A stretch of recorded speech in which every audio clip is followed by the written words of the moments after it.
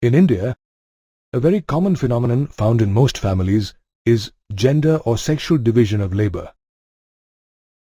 These divisions are not biological but social. While women are expected to do housework like cooking and cleaning, men work outside the home. However, men do take up household-related jobs when they are paid for it. In rural areas, women fetch water, collect firewood for fuel, and work in the fields. Whereas in urban areas, many poor women work as domestic helpers or take up petty jobs to make ends meet. In reality, most of the poor and middle-class women juggle between work and home. And although these women are engaged in paid work as well as domestic labor, their work is not valued and recognized. Earlier, women were not allowed to participate in public affairs, cast votes, and contest for public offices.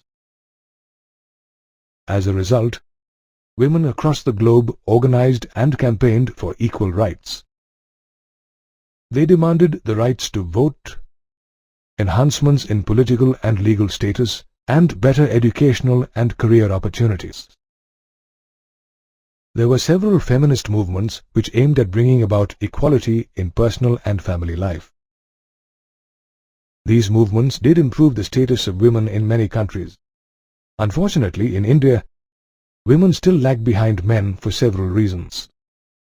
Our country still follows the patriarchal system, wherein the male is the head of the family. Another reason is that the literacy rate among women in India is only 54%, as against 76% among men. Only a very small percentage of girl students are allowed to go for higher studies. As a result, very few women have highly paid jobs. The gender division also reflects in the fact that women are typically paid less than men for the same work. This is a violation of the Equal Wages Act.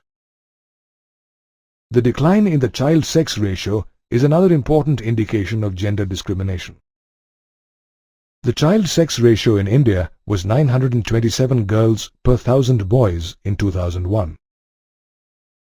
It was much lower in areas like Punjab and Haryana, where the ratio was 850 or even 800. Even today in India, many parents prefer to have male children, and it is a common practice among many such parents to get the female fetus aborted. A lot of women in India also face harassment and exploitation at work, and many are subjected to domestic violence at home. One way to empower women is to elect more women as political representatives. Statistics reveal that the percentage of elected women members in the Lok Sabha is less than 10% of its total strength. The situation is still worse in the state assemblies, where the percentage of elected women members is less than 5%. Even in cases where a woman becomes a chief minister or a prime minister, her cabinet is dominated by men. Therefore, a fair proportion of seats need to be reserved for women in the elected bodies. The Panchayati Raj has adopted this approach, and 1/3 of the total seats in panchayats and municipalities are reserved for women. Women activists are now demanding 1/3 seats for women in the Lok Sabha and the state assemblies. A bill with this proposal has been presented in the Parliament. However, political parties have been unable to arrive at an agreement about this bill, and hence it has been pending in the Parliament. Although social divisions due to gender have reduced in India, there is still a long way to go before women and men are treated at par.